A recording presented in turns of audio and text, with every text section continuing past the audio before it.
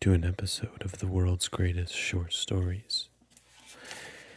Tonight's short story will be by Alexander S. Pushkin, the Queen of Spades. At the house of Nurimov, a cavalry officer, the long winter night had been passed in gambling. At 5 a.m, breakfast was served to the weary players. The winners ate with relish. The losers, on the contrary, pushed back their plates and sat brooding gloomingly. Under the influence of good wine, however, the conversation then became general.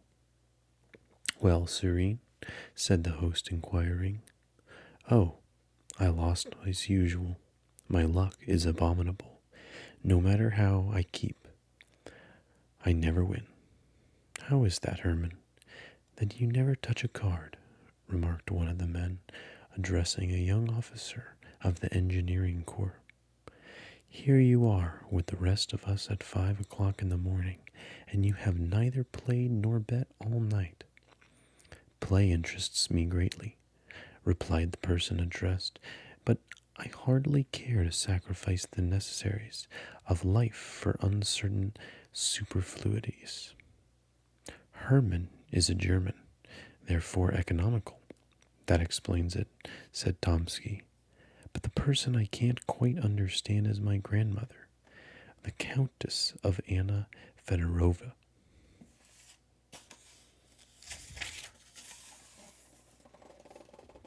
"Why?" inquired a chorus of voices. "I can't understand why my grandmother never gambles." "I don't see anything very striking in the fact that a woman of 80 refuses to gamble," objected Nurimov. "Have you ever heard her story?" "No." "Well, then listen to it. To begin with, 60 years ago my grandmother went to Paris, where she was all the fashion.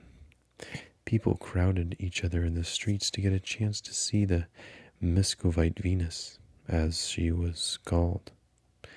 All the great ladies played faro. Then, on one occasion, while playing with the Duke of Orleans, she lost an enormous sum. She told her husband of the debt, but he refused outright to pay it. Nothing could induce him to change his mind on the subject, and grandmother was at her wit's end. Finally, she remembered a friend of hers, Count Saint Germain. You must have heard of him. So many wonderful stories have been told about him. He is said to have discovered the elixir of life, the philosopher's stone, and many other equally marvelous things. He had money at his disposal, and my grandmother knew it. She sent him a note asking to come to see her. He obeyed her summons and found her in great distress. She painted the cruelty of her husband in the darkest colors, and ended by telling the Count that she depended upon his friendship and generosity. "I could lend you the money," replied the Count, after a moment of thoughtfulness, "but I know that you would not enjoy a moment's rest until you had returned it. It would only add to your embarrassment. There is another way of freeing yourself." "But I have no money at all," insisted my grandmother. "There's no need for money. Listen to me." The Count then told her a secret which any of us would give a good deal to know.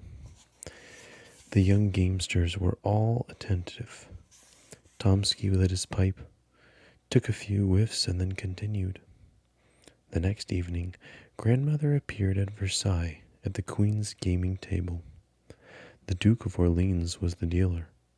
Grandmother made some excuse for not having brought any money and began to punt.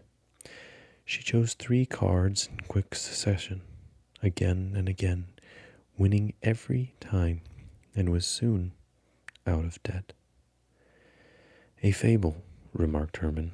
"Perhaps the cards were marked." "I hardly think so," replied Tomsky, with an air of importance. "So you have a grandmother who knows 3 winning cards, and you haven't found out her magic secret?" "I must say I have not. She had 4 sons. one of them being my father, all of whom are devoted to play. She never told the secret to one of them, but my uncle told me this much. On his word of honor, to Chaplitsky, who died in poverty after having squandered millions, lost at one time, at play, nearly 100,000 rubles. He was desperate, and my grandmother took pity on him. She told him the 3 cards, making him swear never to use it again. He returned to the game, staked 50,000 rubles on each card, and came out ahead after paying his debts.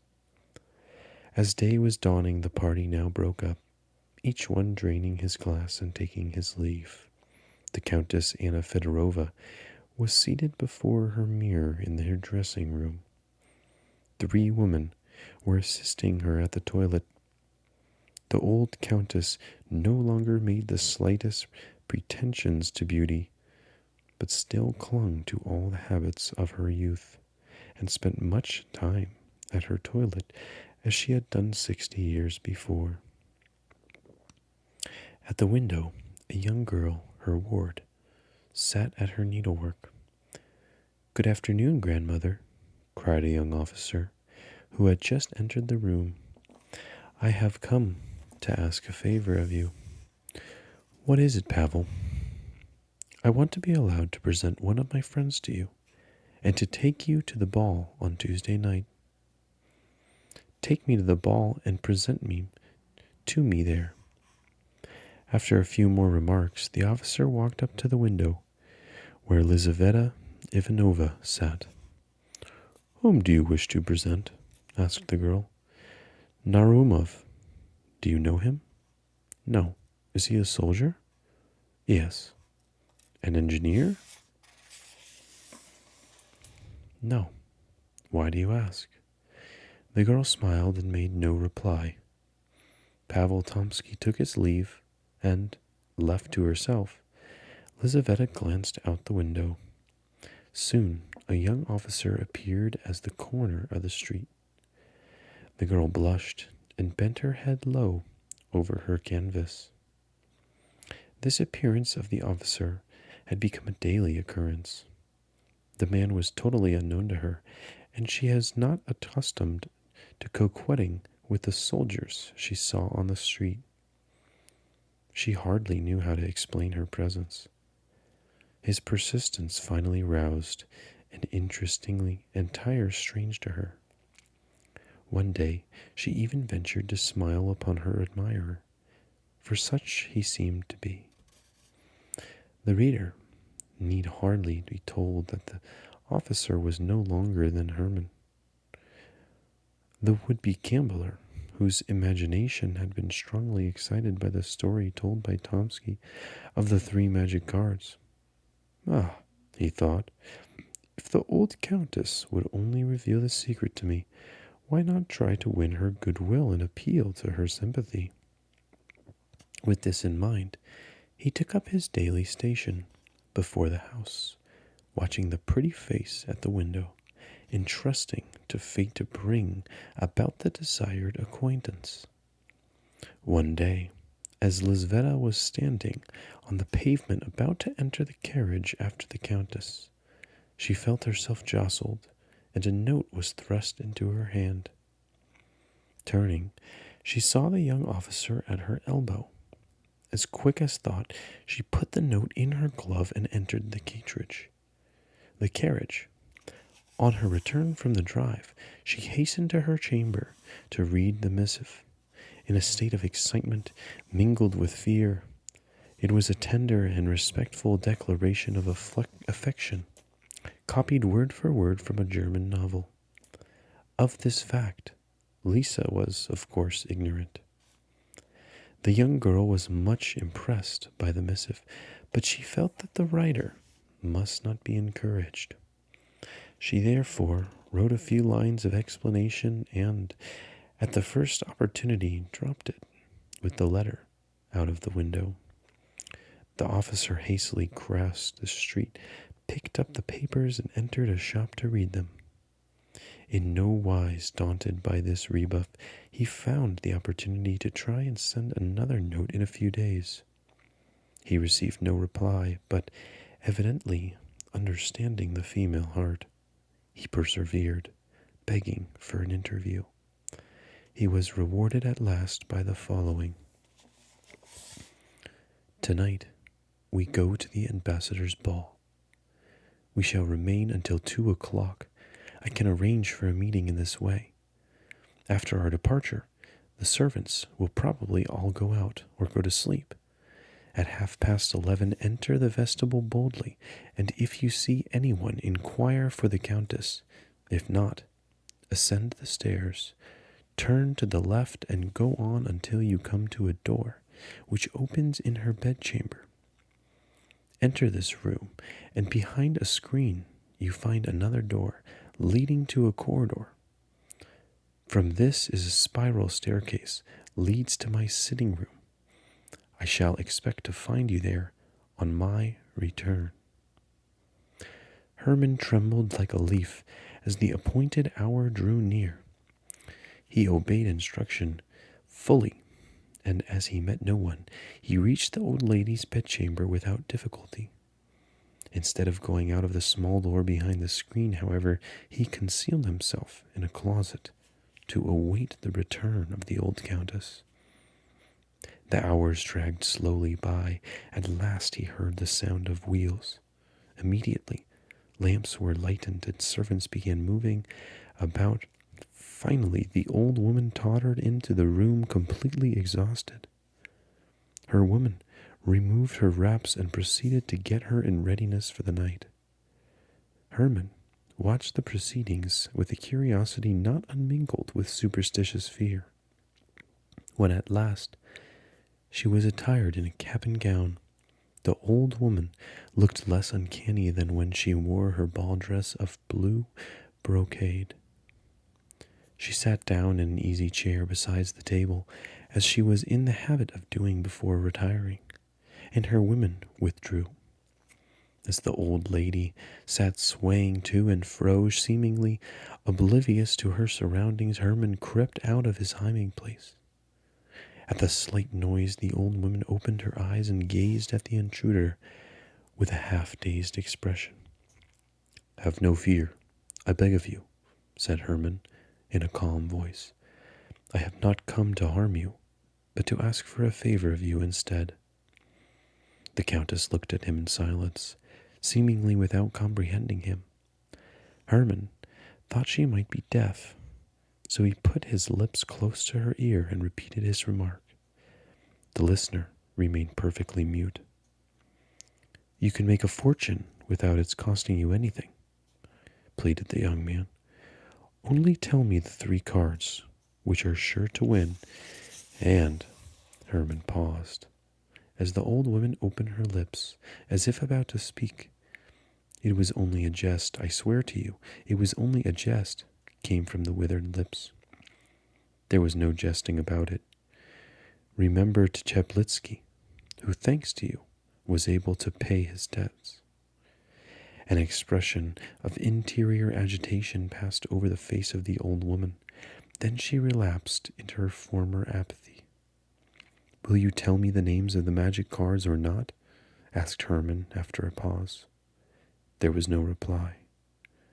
The young man then drew a pistol from his pocket, exclaiming, "You old witch, I'll force you to tell me." At the sight of the weapon, the countess gave a second sign of life. She threw back her head and put out her hands as if to protect herself. Then they dropped and she sat motionless. Herman grasped her arm roughly and was about to renew his threats when he saw that she was dead. Seated in her room, still in her ball dress, Elizaveta gave herself up to her reflections. She had expected to find the young officer there, but she felt relieved to see that he was not. Strangely enough, that very night at the ball, Tomsky had rallied her about her preference for the young officer, assuring her that he knew more than she supposedly did.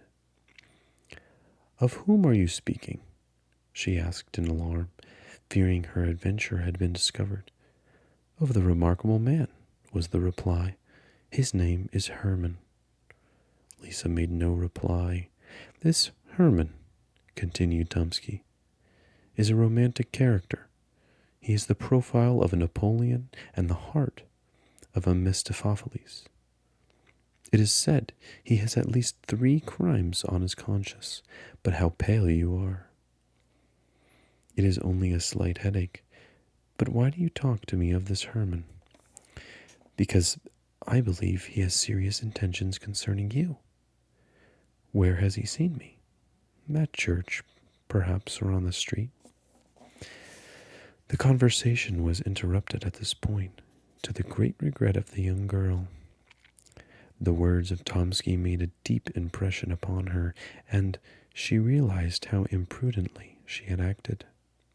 She was thinking of all this and a great deal more when the door of her apartment suddenly opened, and Herman stood before her. She drew back at sight of him, trembling violently. "Where have you been?" she asked in a frightened whisper. "In the bedchamber of the Countess. She's dead," was the calm reply. "My God! What are you saying?" cried the girl. "Furthermore, I believe that I was the cause of her death." The words of Tomsky flashed through Lisa's mind. Herman sat down and told her all. She listened with a feeling of terror and disgust.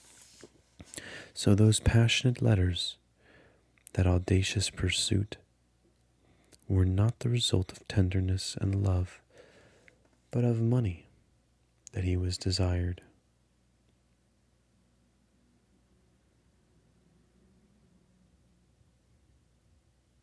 The poor girl felt that she had a sense being an accomplice in the death of her benefactress. She began to weep bitterly. Herman regarded her in silence. "You're a monster," explained Lisa, drying her eyes. "I didn't intend to kill her. The pistol wasn't even loaded." "How are you going to get out of this house?" inquired Lisa. "It is nearly daylight. I intended to show you the way to the secret staircase while the Countess was asleep, as we would have to cross her chamber.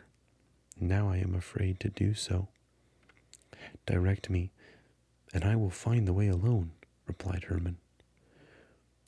She gave him minute instructions, and a key with which to open the street door. The young man pressed the cold, inert hand, then went out.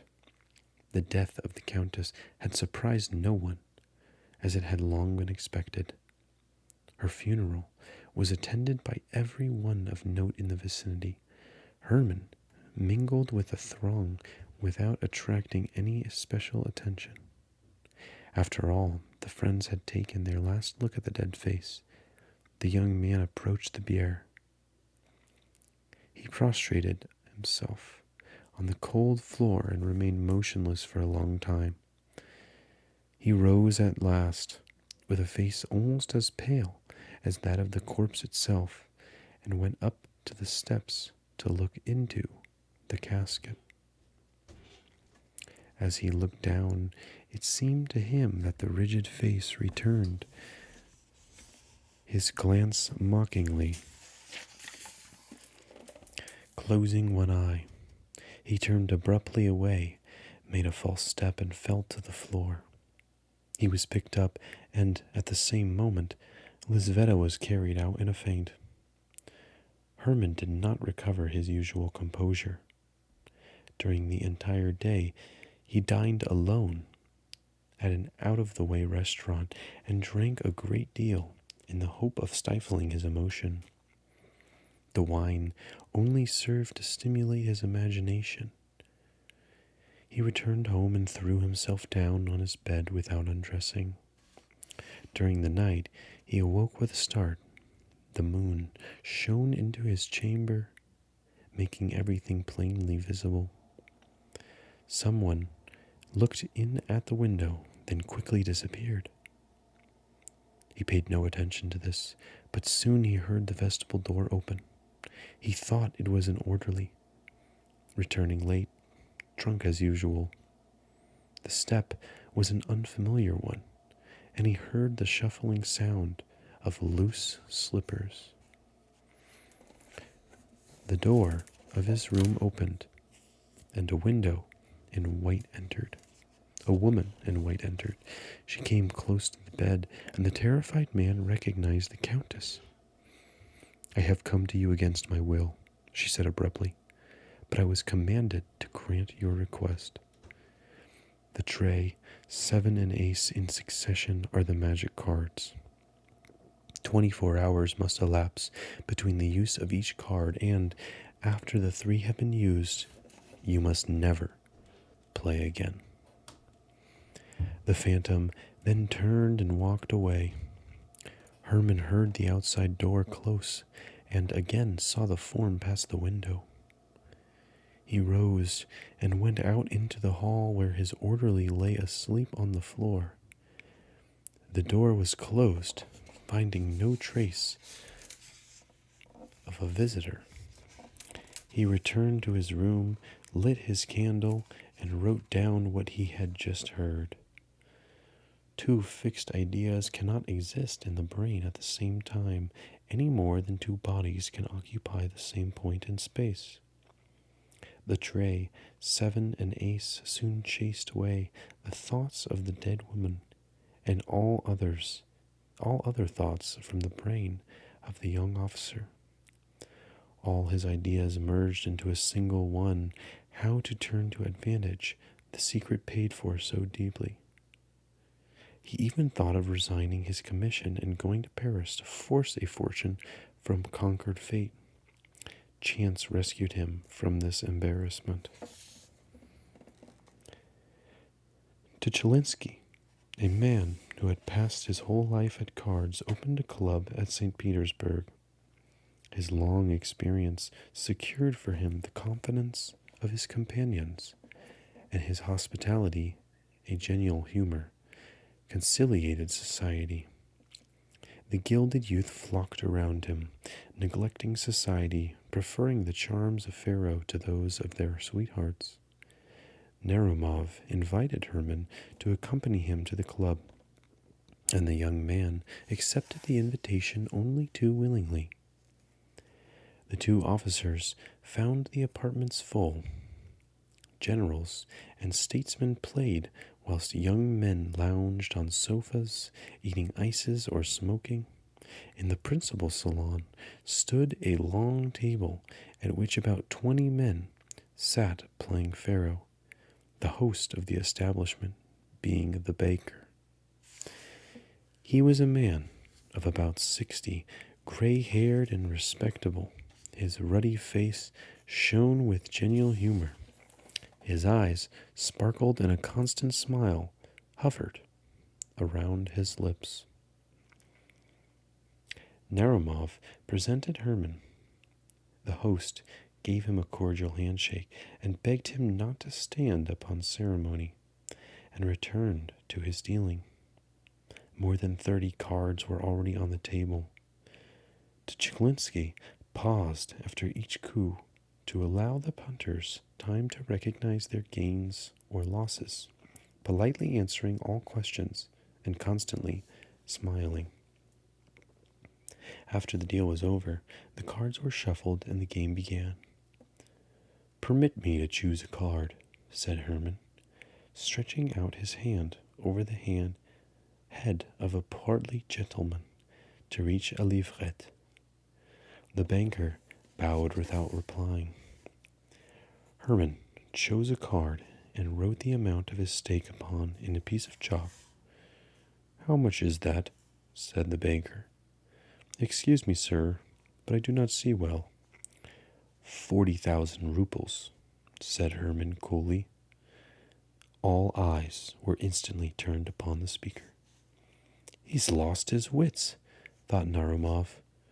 "Allow me to observe," said Tuchelinsky, with his eternal smile, "that your stake is excessive." "What of it?" replied Herman, nettled. Do you accept it or not? The banker nodded in assent. I have only to remind you that the cash will be necessary.